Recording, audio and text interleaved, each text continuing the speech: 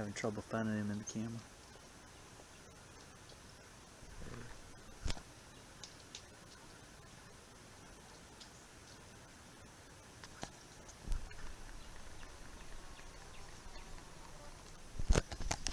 It's pretty cool. He's digging bugs out of these flooded pine trees. These longleaf pines that got flooded in the water. Looks like they're all pretty young. They all died.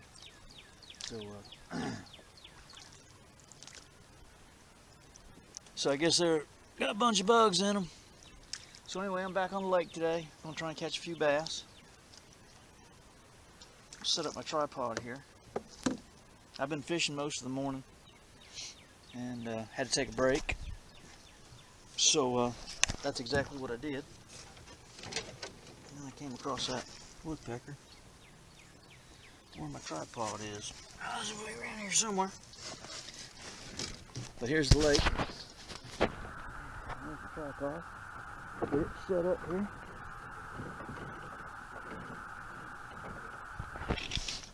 And fishing today. This is my canoe.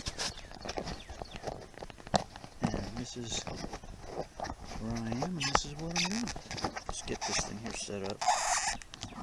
And I really don't know how to edit videos, so I'm just gonna make videos, right? And set them up. I thought that woodpecker's kind of cool. He kind of caught my attention, so thought I would come over here and see if I could just get a look at him. Pretty cool looking bird. Let's ease on over here and see if we can't get set up. I got some shiners and I got some minnows. I'm gonna try and catch some bass. The thing I never noticed about this lake is it's covered with coontail moss. I can see it down in the water. I've never seen it before. It's been a while since I've been up here when it was like glass like this. But I really like coming up here. You know, real quickly, I want to remind you guys that this summer I'm going to be building a deer buggy in the welding shop. I'm going to give it away to one of my viewers. And when we reach 600 subscribers, I'm going to give away a couple of copies of my book, mail them out to you. Last time I did that, when we reached 500 subscribers, I took and offered my book to the first person that would email me, and I got so many emails I almost felt bad. I gave away 5 books. So yeah, I like doing that. It's nice to have people interested in what I do, and what I've got to say is nice. So anyway, did a podcast, all right, Hunt and Fish, Florida podcast. You can find it on the internet. I was a guest. Mr. Willis. Mr. Willis does the Hunt and Fish Florida podcast. Check it out. It's an hour and 15 minutes of public land hunting, Colorado elk hunting, quota permits. These are the topics that we touch on. Big deer and big deer hunting here in Florida. What we consider to be trophy deer management. All of those topics are touched on. Antler restrictions. We talk about antler restrictions and such.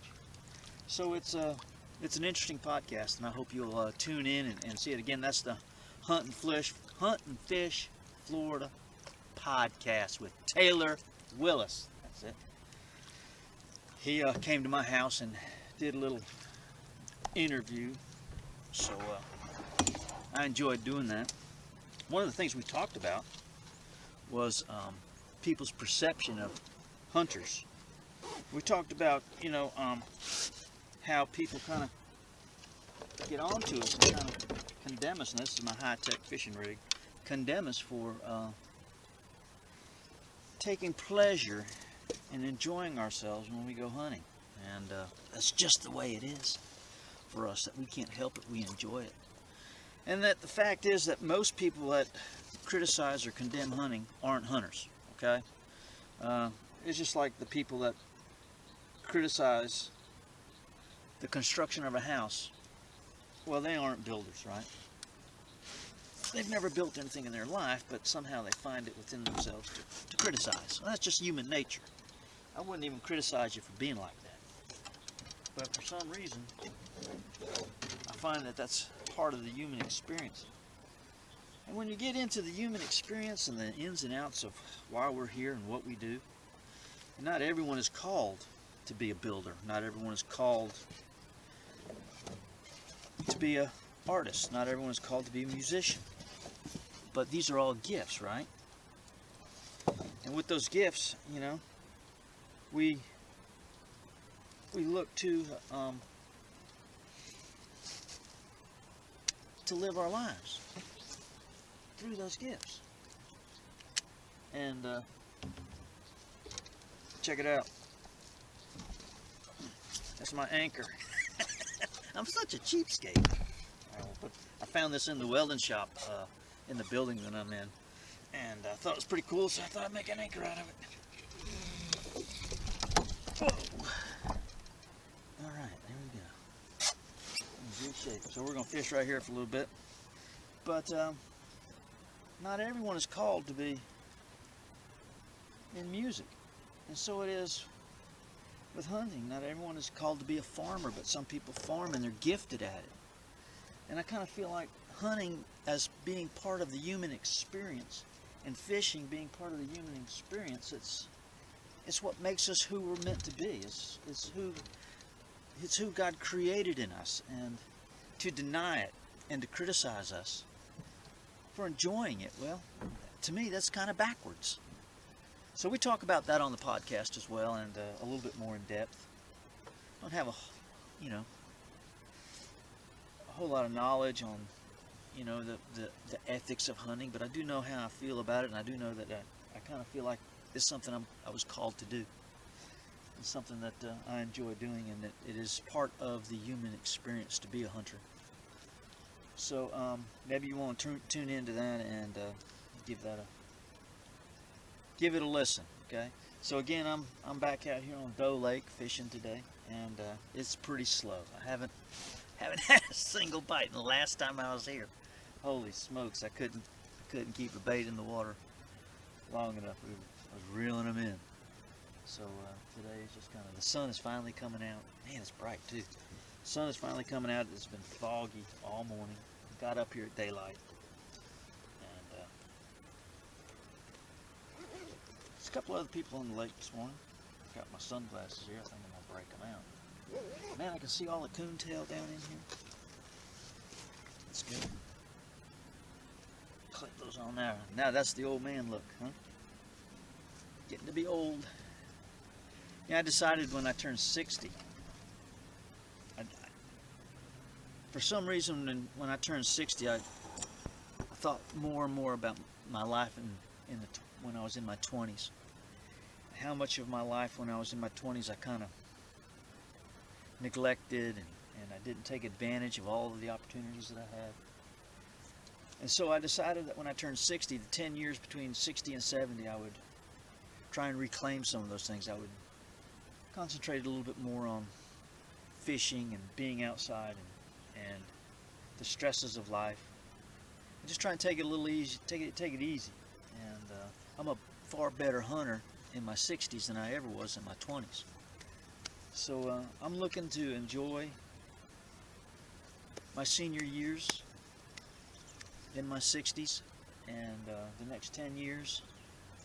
As time unfolds, I want to spend more time fishing and spend more time hunting. I want to document some of the things that I do, and I want to share what I do. I want to share it with my family, and I want to share it with anyone that has an ear, you know, that wants to hear it. And that's what I'm gonna do. Man, isn't this place beautiful? Look at this. I'm gonna show you this right here real quick. My bobbers are right here, just kind of sitting, not doing nothing. Oh man, look at that. The fish are busting deep in the grass. So, can't see my screen, it's so bright out. I don't know how this video is going to turn out. I'm getting a GoPro Hero 9, which has got a screen on the front. They're supposed to be pretty good cameras, so I'm going to get that and use this one as well. But one of my shiners just jumped out of the bucket. Hold on. Okay. I got you. Get in there. Alright, so that's today's video. I'm going to put this thing out here a little bit further. I don't know why we're not getting any bites. So when we reach 600 subscribers, I'm going to give away a copy of my book. This summer, I'm going to give away a deer buggy. We'll do a video in the welding shop where I give away a deer buggy, and the only catch for the deer buggy is you'll have to come get it. I'm in Leesburg, Florida, the welding shop. You'll have to come to the welding shop to pick it up, and we'll visit, and we'll talk Florida hunting and fishing, and be a good time. All right, so I'll put out one more pole. They get too many lines out. It gets a little confusing, especially when they start biting.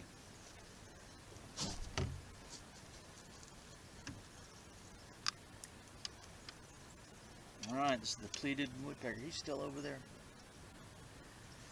digging in them pines. He must have a tough body structure to do that. Something I saw on the way up here, just as it was breaking daylight, a hawk had caught a squirrel. And the hawk was trying to fly across the road, and he was right in front of my truck, and I was traveling at about 40 miles an hour. And I thought the hawk had a fish. Typically when you see an osprey or a hawk, it's got something. Most of the time it's a fish, but it was a live squirrel, and that squirrel was fighting for its life. Holy smokes, the hawk couldn't hang on. The squirrel was panicking and trying to get away, and I was bearing down on both of them. I hit the brakes, and that hawk just couldn't hold on. He dropped that squirrel, and that squirrel hit the road, and there you go. It was his lucky day. All right, let's put that one right out there. That's a good spot. All right, this is a pretty long video. I think I'm going to end it now. I'm not going to catch fish while the video's running.